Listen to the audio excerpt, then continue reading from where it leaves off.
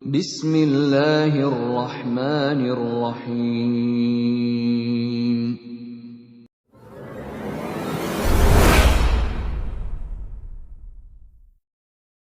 Qaul ta'ala Syahrul Ramadan alladzi unzila fihi al-Qur'an hudan lin-nasi wa bayyinatin minal huda wal furqan.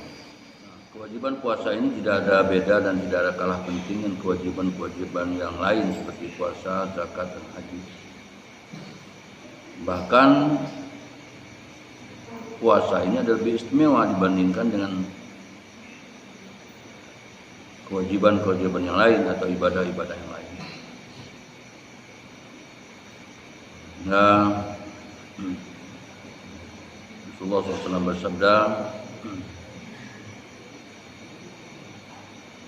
Kullu amal ibnu Adam lahu illa shaum li wa ana ajzabi. Setiap amal anak Adam atau setiap amal manusia itu semuanya ada untuknya, kecuali saum atau puasa, li kata Allah bagiku, akulah yang berhak untuk membalasnya, dan akulah yang akan dinilai tentang apa yang aku beri tentang amal-amalnya itu atau puasa. Ini menunjuk puasa merupakan suatu amal yang sangat istimewa dan ditetapkan pada bulan yang istimewa, itu bulan Ramadan. Di mana bulan Ramadan ini adalah bulan yang penuh dengan kandungan-kandungan yang mengandung hikmah dan berkah. Di antaranya adalah turunnya Al-Quran, kemudian turunnya Lailatul Qadar. Ini bulan yang tidak ada keistimewaannya selain bulan Ramadan. Walaupun bulan haji sendiri itu adalah merupakan memang ibadah-ibadah yang ditetapkan sebagai kewajiban ya Islam untuk melaksanakan ibadah haji. Tapi Ramadan ini beda. Ramadan ini memang bulan yang istimewa. Selain kita memang diperintah untuk melaksanakan ibadah Ramadan, kita puasa, tapi ada keistimewaan-keistimewaan yang lain, di mana tadi bulan Ramadan ini diturunkannya Al-Quran sebagai panduan hidup manusia dari kehidupan dunia menuju pada kehidupan akhirat. Kemudian juga diturunkan tadi malam Lailatul Qadar, yaitu malam yang berkah. Bagaimana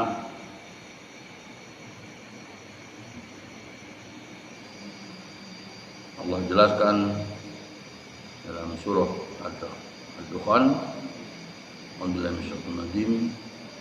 Hamim wal kitabil mubin inna anzalnahu fi lailatin mubarakatin inna kunna munzirin fiha yufraqu kullu amrin hakim amanna lina inna kunna mursalin rahmatan min rabbika wa innahu was-sami'ul alim.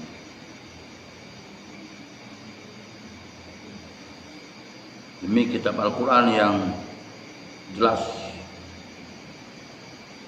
sungguhnya kami telah menurunkannya pada malam yang diberkati. Sungguh kamilah yang memberi peringatan. Pada malam itu dijelaskan segala urusan yang penuh hikmah, yaitu urusan dari sisi kami. Sungguh kamilah yang mengutus rasul-rasul sebagai rahmat dari Tuhanmu. Sungguh Dia Maha mendengar, Maha mengetahui.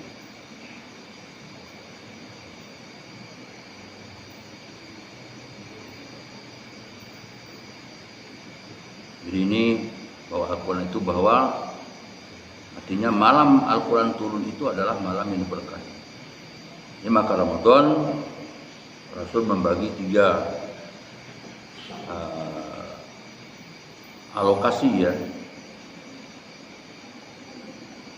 yaitu dengan membagi 30 hari itu dengan 10 ya. Jadi dialokasi kepada 3 alokasi, yaitu pada 10 yang pertama, kedua 10 yang kedua, dan kemudian malam 10 yang ketiga. 10 pertama adalah hari-hari maghfirah. Allah memberikan keampunan kepada kita. Kemudian 10 yang kedua Allah akan mencurahkan rahmatnya, dan kemudian pada 10 yang terakhir adalah Allah menurunkan berkahnya. Itu di antara lain adalah tadi Lailatul Qadar.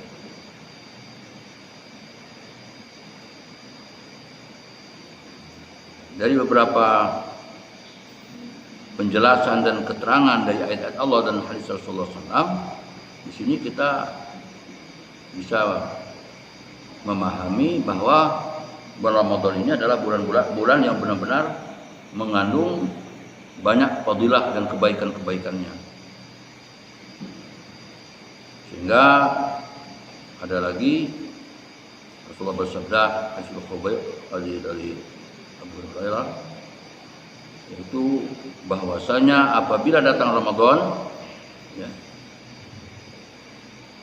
maka Allah membukakan pintu surga, kemudian menutupkan pintu neraka, dan mengikat atau membelenggu para setan-setan. Itu pertanyaannya, kita apa benar itu? Nah, sekarang kita mengambil kepada dari pengertian hadis ini sendiri, ya, konteks hadis ini sendiri, bahwa puasa itu memang beda di antara ibadah-ibadah yang lain. Maka Allah mengatakan tadi, ya, semua amal anak Adam itu adalah untuk dia, kecuali puasa untukku. Karena puasa itu sangat beda amal dengan atau ibadah dengan ibadah yang lain. Kalau ibadah yang lain itu tercampur antara riya, antara ujub, ya, antara sombong, ya. Tapi kalau ibadah puasa tidak. Misalnya kalau ibadah sholat bisa saja dicampur dengan riya sholatnya itu, dan sholatnya jalan sah, tidak batal sholatnya kalau kita riya. Nah, kemudian kalau kita sombong juga sholatnya tidak batal. Nah, kalau kita misalnya itu ujub, ya, merasa diri itu hebat, juga tidak membatalkan sholat. Demikian zakat atau infak, demikian pula haji. Apalagi haji, kalau kita lihat haji itu penuh syarat dengan kesombongan dan riya. Karena ingin dipanggil haji dan segala macam dan sebagainya. Tapi kalau puasa tidak bisa. Kalau kita riya puasa hanya untuk dilihat orang, tidak takut kepada Allah, tidak ikhlas karena Allah, bisa saja kita membatalkan puasa di belakang orang. Seperti mana yang terjadi, ya, misalnya makan di balik layar, minum dalam air bisa, ya, dan seterusnya. Bisa kita batalkan puasa itu dengan sembunyi-sembunyi. Nah, maka puasanya tidak jadi. Kalau hanya kena riya, puasanya tidak jadi, batal. Demikian puasa kena kesombongan, sama. Nah, makanya itu amal puasa ini memang sangat istimewa dan sangat luar biasa, karena vertikal langsung kepada Allah. Jadi hubungannya itu langsung kepada Allah, yang disebut dengan ikhlas, hanif, ya, yang cenderung konsentrasi atau vertikal kepada Allah SWT. Tidak bisa dicampuri dengan tadi seperti riya, sombong, ya. Nah, itu tidak bisa. Kalau campuran itu dia akan batal sendiri. Aku puasa karena lihat orang, tapi nanti pas tidak ada orang, dia batal puasanya, tidak puasa, nah sudah. Dia makan misalnya minum, dia sudah batal puasanya, tidak bisa. Tapi kalau sholat kita tetap sholat, kita minta lihat orang, sholat jalan terus, tidak batal. Makin tambah riak, makin jadi sholatnya itu. Soalnya baca Fatihahnya, tambah lagu-lagu enak-enak supaya orang dipuji dan segala macam. Nah, atau misalnya pura-pura seperti orang yang khusyuk, tambah jadi sholat tambah bagus, tambah jadi kapan hanya menghilangkan hasilnya, ya tidak ada pahala.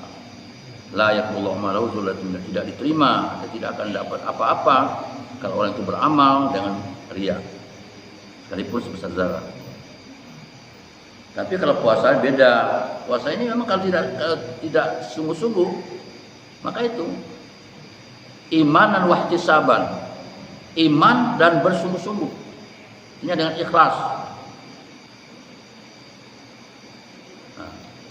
Man shoma Ramadan imanan wahtisaban ghufira lahu ma taqaddama min dzambi. Barang siapa berpuasa ya dengan iman dan bersungguh-sungguh atau dengan ikhlas, maka Allah akan mengampunkan dosanya dari dosa-dosa yang sudah. Memang puasa itu tanpa dengan sesungguh, tanpa dengan ikhlas tidak bisa. Kalau sholat bisa main-main, zakat main-main bisa, apalagi haji sambil istilahnya apa namanya itu pergi wisata bisa. Terus sekarang udah nggak perlu wisata aja, umroh wisata, walaupun wisata yang disunahkan ya. Ada 3 wisata yang diboleh. Pertama wisata ke Masjidil Haram, kedua wisata ke Masjidil Nabawi ya, dan ketiga wisata ke Masjidil Aqsa. Dibolehkan. Tapi kadang-kadang itu tadi niatnya tidak seperti itu. Nah, ini bisa dilaksanakan tanpa ikhlas kalau ada ibadah yang lain. Tapi kalau namanya ibadah puasa tidak bisa. Inilah keistimewaan puasa dibanding dengan. Nah, lalu apa yang perlu kita ambil di sini? Puasa ini adalah menghapuskan dosa. Ini sudah terbukti ya dari beberapa ayat penjelasan ya, kemudian memang dari sejarah ya, dari kisah-kisah nabi-nabi yang dahulu bahwa puasa itu adalah penebus. Sebentar contoh, kita melakukan suatu perkara yang dilarang oleh Allah. Seperti misalnya bersetubuh pada bulan Ramadan di siang hari. Kita lagi puasa, kita bersetubuh.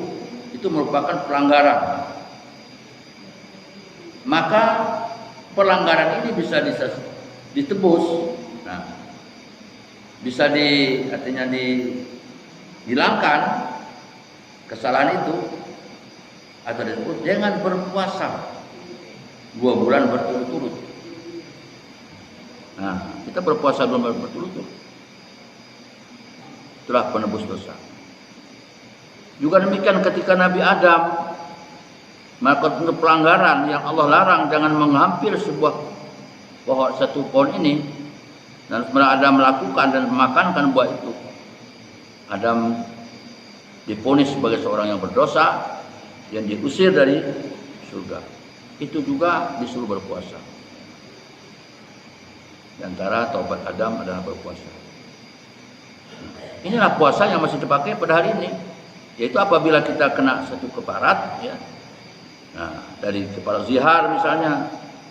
Nah, kemudian tadi dengan bersetubuh dengan istri dalam bulan Ramadan, itu dikenakan puasa 2 bulan berturut-turut.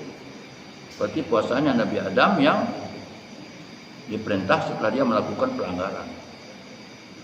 Nah, kemudian pelanggaran lagi, Nabi Daud melakukan pelanggaran, dosa juga. Allah juga memberikan jalan kepada Daud untuk melakukan puasa yang disebut dengan puasa Daud. Jadi jelas di sini beberapa keterangan baik dari hadis maupun daripada Al-Quran itu sendiri, bahwasanya puasa ini adalah salah satu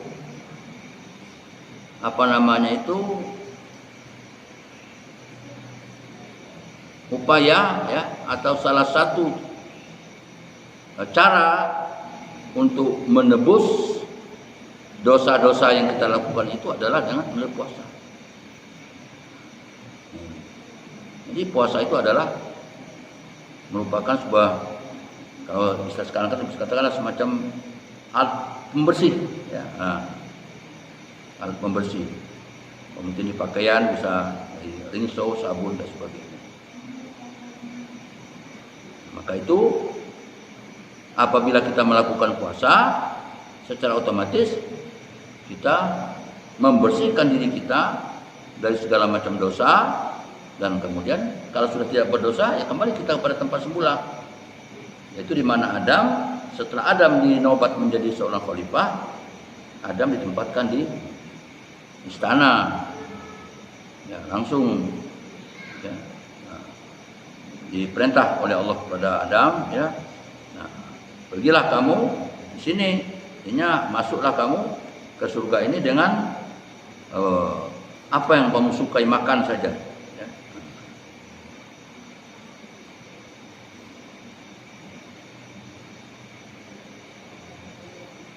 Qulna ya Adam uskun anta wa zawjukal jannata wa kula minha ragadan haitsu syi'tuma wa la taqrabu asy-syajarata fatakuna minadh dhalimin. Itu kami kata kepada Adam, ya, tinggallah kamu di sini, bersenang-senanglah di sini dengan istri engkau, atau di surga maksud tadi adalah, dan silakan kamu makan apa yang kamu sukai di dalam surga itu. Nah, ini aslinya manusia seperti itu. Jadi manusia ini sebenarnya pada aslinya dia seorang khalifah atau seorang katakan raja, dia ditempatkan di istana sebenarnya.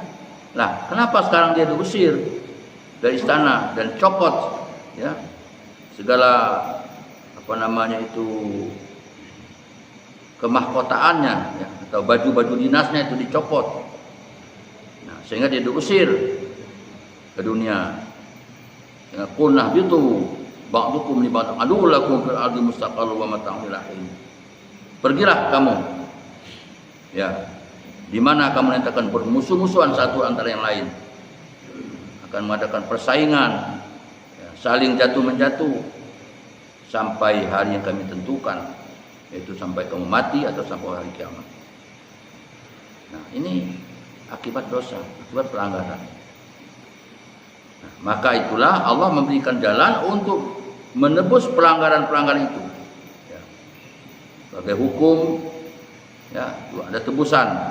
Karena hukum itu dihukum dengan 2 tahun penjara, tapi dengan denda, nah, terdapat dibayar dengan tebusan 7.500 dapat CHP seperti itu, atau dengan 70.000 misalnya. Nah, seperti ini. Allah juga begitu. Kamu melakukan satu kesalahan, maka kamu melakukan tebusan. Itu dengan berpuasa.